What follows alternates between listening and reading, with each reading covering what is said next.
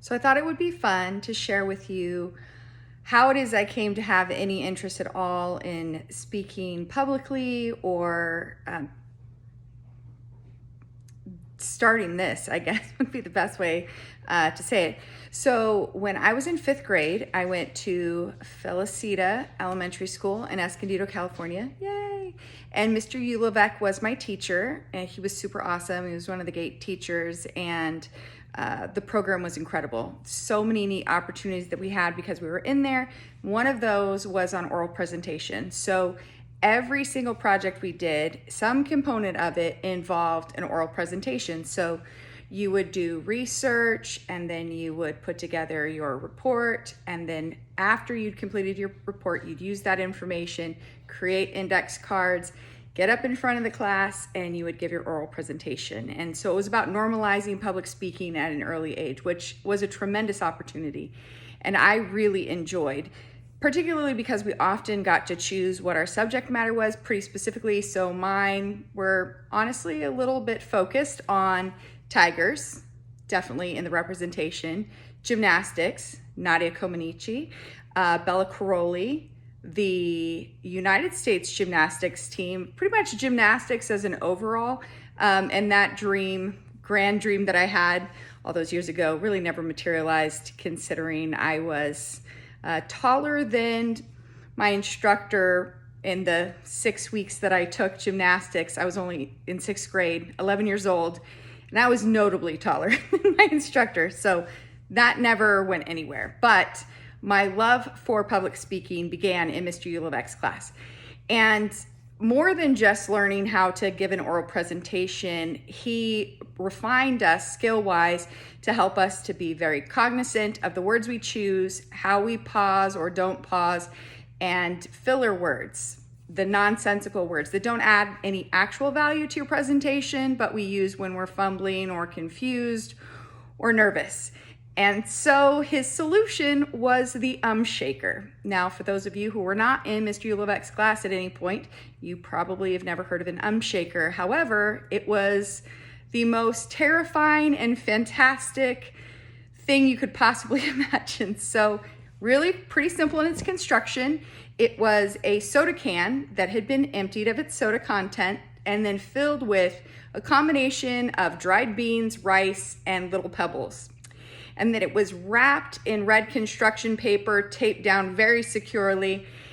And it had oh, like,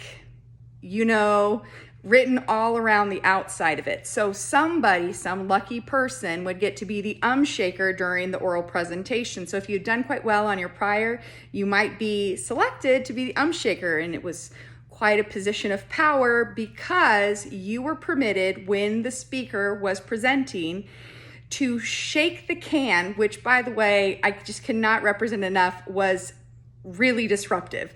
So if you said or and did anything other than a pregnant pause, so if you used a filler word, the Shaker would be initiated. So it was this loud ch-ch, and oftentimes that would lead someone to use even more filler words because they were nervous and overly excited and now really fumbling. So many of my classmates, and I don't remember, maybe I blocked it out as a truly traumatic event from my childhood, but many of my classmates, the second one came out and the shaker was initiated, it was rapid fire in the background. So it was really, I'd get the shaker just then. It was a really neat tool to help us to be more aware of calming ourselves and thinking thoughtfully about what we wanted to say, and also being prepared for our presentations. So I thought the Shaker was so fun, mostly because I somehow found a way to meet the demands that would keep me from hearing the Shaker during my presentation. But I liked it so much and I had such a fun time with it that in college, when I had to loop back around and take one of the speech classes, apparently that was one of the humanities that were required for my degree, I gave an oral presentation on the Shaker, and I fashioned a replica shaker that I think, honestly, Mr. Ulevec would be quite proud of. And I used that during my presentation, but I first handed it to a classmate that was in the front row and offered that they could be the Shaker. And then as I engaged in my oral presentation about the Shaker and explained further why we had it, and I had already told this person, if I use one of those filler words, you're welcome to jump on in there and shake the Shaker, see if it rattles me, to focus, take a deep breath, be reminded of what my content was, and continue with my presentation. So it was kind of fun to do this. And then afterwards, my speech professor got such a kick out of the thing that she asked jokingly if anybody else was willing to be subjected to that for their oral presentation, which shockingly, there were no takers. It's so odd. Anyhow, I thought it was a great tool, and I was really fortunate because I had lots of different education opportunities, even dating back to those early elementary years, which were creative delivery for life skills that were relevant and necessary as things went on. So since that time, I really have enjoyed public speaking and debate. I did participate in some debates when I was in high school, but I wasn't formally on the debate team. But anything to share an opinion or perspective or research a subject and educate someone else on it, I thought was tremendous. And I actually thought about teaching when I was in my early 20s and did a strengths finders, and they said, you don't have any of the qualities that are appropriate for you to be a teacher. Apparently, the strengths finders program was actually developed to try and identify those key attributes that would be found or could be found in the best teachers. And so that was their target audience, and that was what the whole movement was built off of, that first fundamental question: what are the key attributes for exceptional teachers? So here are all these folks that fall into that category.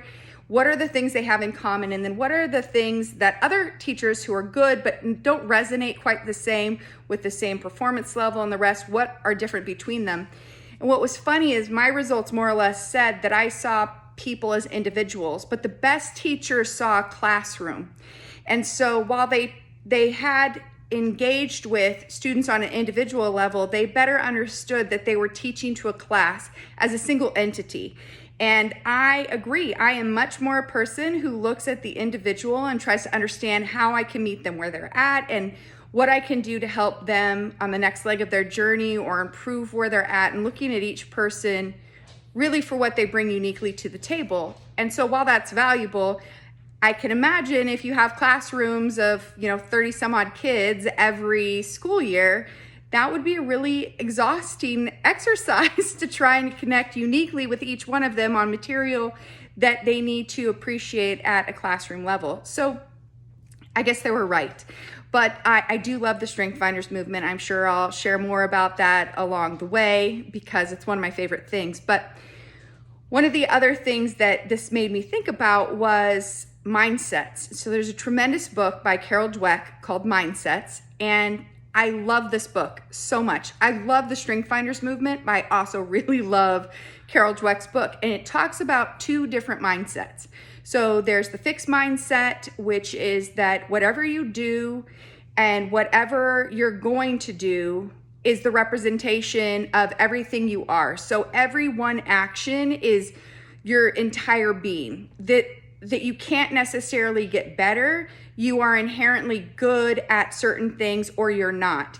And the growth mindset, and that's a really, really rough summary, by the way, certainly not an excerpt from her book by any means, but the growth mindset is about looking at situations and saying, I can learn this, I can get better, I can improve. And so it's less focused on necessarily whatever inherent talent you might have towards something, but teaching you that you can get better with effort. And it's about the internal dialogue we have with ourselves and also the things that we say about ourselves to others. And so, for example, there was a whole series in her book. She was talking about one of the chapters about these folks that were asked if they had any artistic talent, and all of them reported that they were terrible artists. They just didn't have any artistic nature about them, as though that was something you either had or didn't have. And so they put these people together First, they did a self-portrait, and honestly, horrible, like yikes. And probably, very probably, if I was to have been in that group, that would have been my representation as well. And then they trained with masters to help them to see and understand and teach them how to see the face in a different perspective, how to create the dimensions and all of the different caveats of art. And so they gave them the opportunity at the end of this multi-week course. I don't recall how long it was. I guess that's somewhat immaterial, but it wasn't an exceptional amount of time. At the end, these people had produced really pretty awesome self-portraits. Certainly understood it was a person. It definitely looked like it was drawn by someone over 10. I mean, they were really good. And some of them really got fancy, so it's super impressive. But the point was that things can be taught and you can learn, which means you can continue to grow. So when you're met with a challenge, instead of seeing it as an obstacle, if you can't just overcome it immediately, you're seeing it instead as an opportunity. Wow, look at what I'm going to learn. I'm going to grow. I'm going to get better. And so that's something that's really important to me, kind of in all aspects of life. How can I get better? What can I do more so? And it's funny because so my daughter, my oldest, Cheyenne, and I, we joke all the time that I'm pathologically self-confident. And true enough, that's not something that shows up in every aspect of my life as much as I wish it did. But I do believe I could do anything. And I sincerely believe that, which is why I recognize it's kind of pathological. So there was a show, I think it was in the 90s. It was one that I absolutely loved called The Pretender. And in the show, the main character, Jared, he's this super genius that had been locked up and observed, and he would go through different scenarios to troubleshoot and plan. He didn't realize there was this whole nefarious sub-element to what he was doing, but he broke away, he escaped, and he would go out and do good things for other people by assuming professions and roles that he was mostly unqualified for, but because he was so smart and capable of learning anything new, he could be a pretender. He could step in and represent himself at that highest skill level, which I thought was amazing. Now, I can't go read a book and just know how to do something, obviously, but I do think you could learn anything.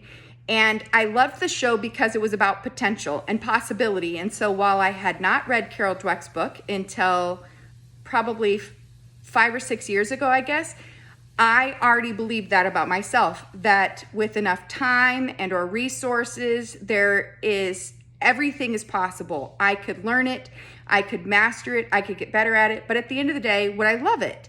And so that has been my driving force on what I would do with myself or how I would advance career-wise or personally, what have you. But the possibilities are endless. So I will say for anybody who's listening, the possibilities are endless for you too. I really do recommend you read Carol Dweck's book. It's awesome, totally worth the read, and really kind of dig into yourself and how you process this. And interestingly enough, a lot of the schools in their Arizona school districts here where I live, they have brought some of those mindset models into the classroom to help kids at a much younger age appreciate that they can learn, they can grow. If they do poorly on a test, that doesn't mean that they're bad, but just that they may have needed to study more or engage more help or resources, whatever that might be. In any event, I love it. And I want to share with others that the possibilities are endless for you too. It's just a matter of jumping in and giving it your best and being gentle with yourself, that it's a learning process. You might not get mastery on day one. That's okay. Anyhow, I would have shaked. I could hear it in my head right there. So here I am all these years later, and Mr. Ulovec's 5th grade class Shaker is driving the bus in my brain, reminding me that the non-essential filler words are taking away from the value of what I want to share. So that's what I wanted to share with you today. I hope you enjoyed it. There will be more. I'll tell you another story soon. Thanks.